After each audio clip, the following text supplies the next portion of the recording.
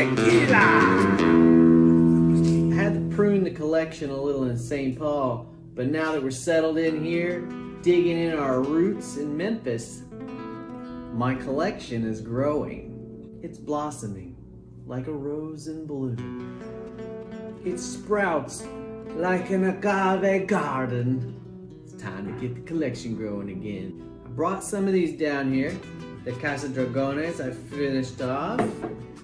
The Don Ramon I got from Alan. Thank you, Alan. This Revel.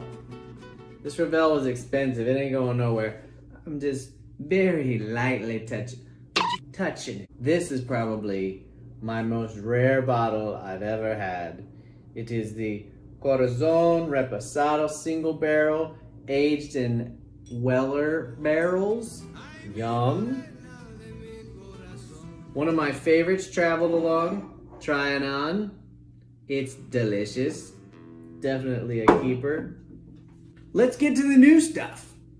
Tapatio Blanco. Very smooth, very delicious. No additives. Love it. It's very good. Also no additives. Fortaleza. I've only had a little sip of it, but it's pretty good. A little peppery for me, but it is a very good bottle of tequila. Insólito. Also Añejo. That's a new one. I got this Ayate. It looks fancy. It almost looks like a Rubik's Cube. So I got you one to compare and contrast. Hold on, I'm almost done with it. Hold on. Wait, we almost got it. Let me just, if I can just, there we go. Okay, we're getting there. One eternity later. Into the future.